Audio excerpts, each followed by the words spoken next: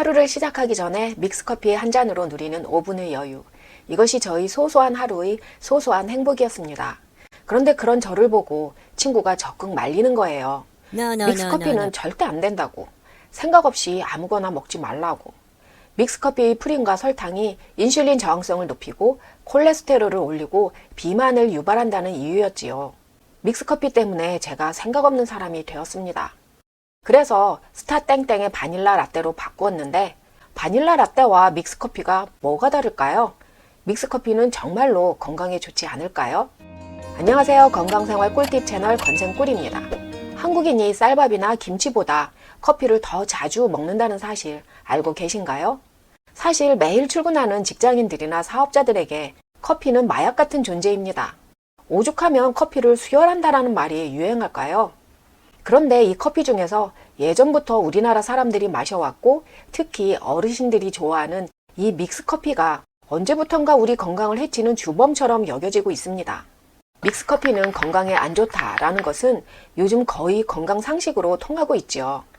아침에 출근하면 책상에 앉기도 전에 종이컵에 커피 믹스 먼저 찾던 사람들이 왜 믹스커피에서 돌아선 것일까요? 오늘은 우리가 알고 있는 이 상식을 파헤쳐 보겠습니다. 믹스커피가 건강에 좋지 않다고 생각하는 첫 번째 이유는 프림입니다. 프림하면 포화지방산이 떠오르고 포화지방산 하면 건강에 나쁘다는 인식이 있기 때문에 믹스커피를 멀리하게 됩니다. 하지만 믹스커피 안에 들어있는 프림은 식물성 크림인 코코넛 오일입니다. 코코넛 오일도 물론 포화지방산 함량이 90% 정도로 높지만 탄소고리가 8개에서 12개인 중간사슬 지방산이 64%나 된다고 하며 절반 정도는 모유에서 발견되는 라우르산 성분이라고 합니다. 코코넛 오일은 이런 성분들로 인해 다이어트나 변비 등에 효과적인 것으로 알려져 있습니다. 물론 믹스커피에 함유된 코코넛 함량을 가지고 이런 효과까지 기대할 수는 없지만 우리가 생각하는 것만큼 유해하지 않다고 할 수 있는 것이죠. 또 흔히 포화지방산 하면 콜레스테롤에 대한 우려를 많이 하는데요. 기존 알고 있는 상식과는 달리 연구에 의하면 혈중 콜레스테롤 수치의 20%만이 식사에서 비롯된다고 합니다. 우리는 콜레스테롤을 줄이면 수치가 내려갈 것으로 생각을 하죠. 하지만 섭취하는 양이 적더라도 신체가 필요한 경우 우리 몸 안의 간이 필요한 만큼의 콜레스테롤을 생성한다고 하네요. 이런 이유로 콜레스테롤의 섭취량은 실제로 우리가 알고 있는 것과는 달리 섭취하는 음식의 영향은 생각보다 적다고 합니다. 믹스커피 프림의 콜레스테롤 논란은 계란의 콜레스테롤 논란과 같다고 볼 수 있는데요. 계란도 믹스커피와 마찬가지로 콜레스테롤을 올린다고 해서 한때 계란 먹는 것을 꺼리던 시절이 있었습니다. 그런데 음식에 함유되어 있는 콜레스테롤은 혈중 콜레스테롤을 많이 올리지 않는다는 연구 결과가 발표되면서 계란이 다시 최고의 단백질 식품 등급으로 올랐지요. 그래서 예전에는 포화지방을 많이 섭취하면 심혈관 질환 발병 위험이 증가한다는 의학계의 추세였는데 최근 들어서는 불포화지방이 좋지만 포화지방 섭취가 건강에 꼭 나쁜 건 아니다 라는 추세로 돌아섰습니다. 그렇기 때문에 믹스커피에 들어있는 프림이 몸에 나쁘다고 하는 건 매우 특이한 케이스만을 가지고 판단하거나 상당히 부풀려진 부분이라고 말할 수 있겠습니다. 믹스커피가 건강에 좋지 않다고 생각하는 두 번째 이유는 설탕입니다. 믹스커피에 있는 단순당인 설탕이 혈당을 높인다고 알려져 있는데요. 실제 믹스커피에 들어있는 설탕의 양은 5g에서 6g 정도로 칼로리는 50칼로리밖에 나가지 않기 때문에 우리가 아무렇지 않게 마시는 우유 한 잔이 200칼로리에 달하는 것과 비교해 볼 때 믹스커피의 칼로리는 생각만큼 우려할 만한 수준은 아닌 것이지요. 여기서 잠깐 스타땡땡의 바닐라 라떼와 비교해 볼까요? 바닐라 라떼 그란데 한 잔은 250칼로리에 설탕이 무려 35g이나 되네요. 믹스커피를 탈 때 사용하는 일회용 종이컵의 용량이 184ml, 그리고 바닐라 라떼 그란데 한 컵이 473ml니까 믹스 커피량을 바닐라 라떼 양만큼 늘리면 당이 22.2g에 185칼로리, 바닐라 라떼 한 잔보다 믹스커피의 당과 칼로리가 적은 것을 알 수 있지요. 물론 당과 칼로리만으로 건강을 논할 순 없지만 달달한 커피가 취향인데 믹스커피가 건강에 안 좋다고 바닐라 라떼로 갈아탈 필요는 없다는 얘기입니다.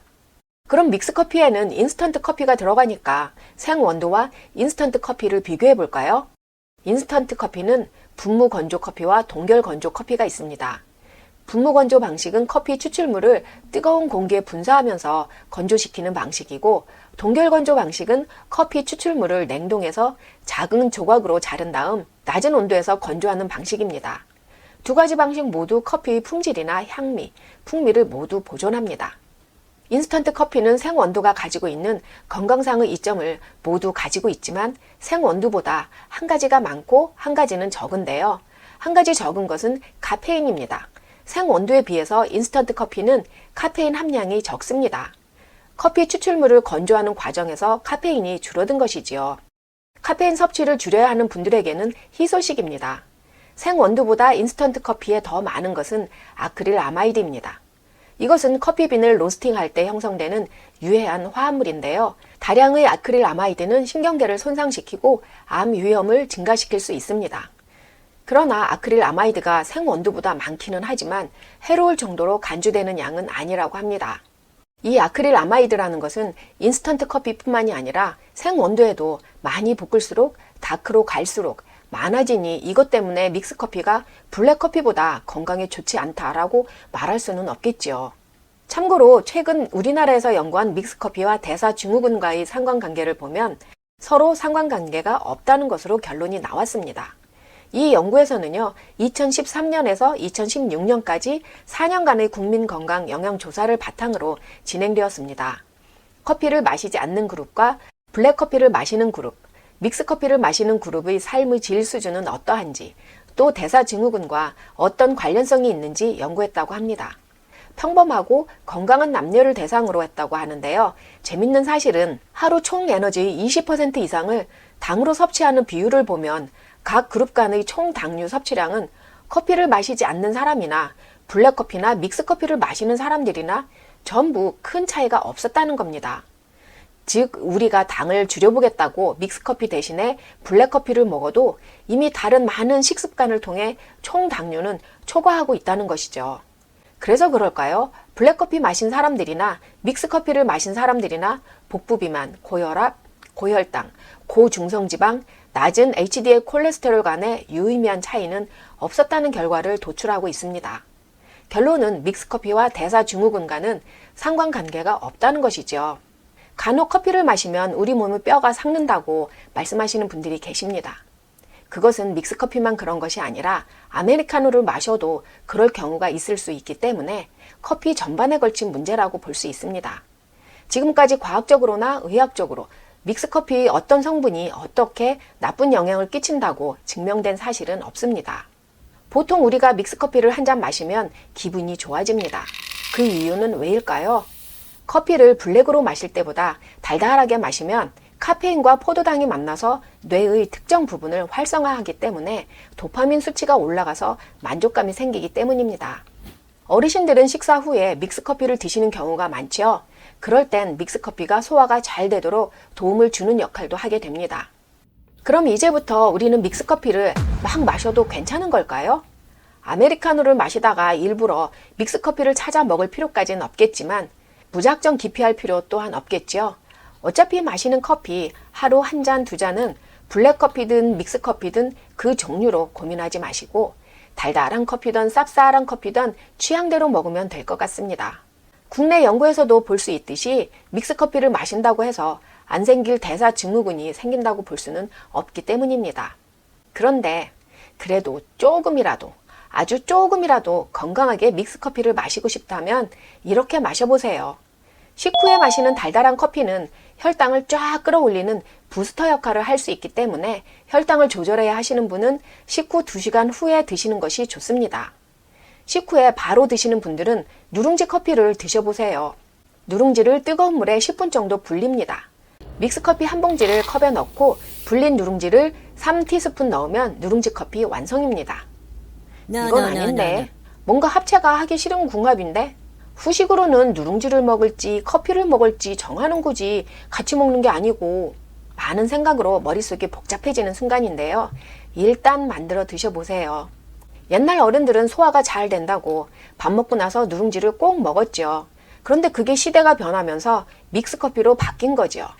누룽지에는 탄소가 많습니다. 이 탄소가 소화를 도우면서 우리 몸속의 독소를 제거하는 해독 역할을 합니다.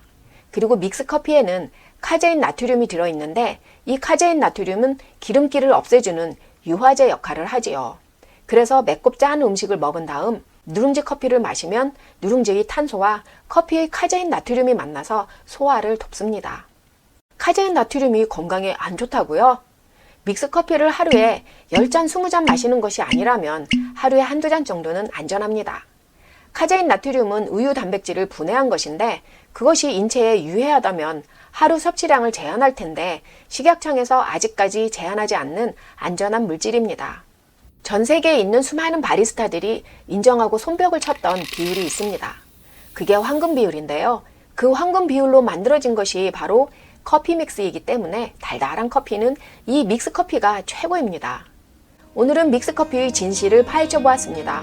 믹스커피는 결코 나쁜 음식이 아니라는 걸 이제는 아셨을 텐데요. 개인의 취향에 따라 잘 조절하여 마시면 기분을 좋게 해주고 소화에 도움을 주는 좋은 영향도 있다는 사실 기억하시기 바랍니다. 오늘 영상 유익하셨나요? 좋아요, 구독, 알람 설정 부탁드립니다.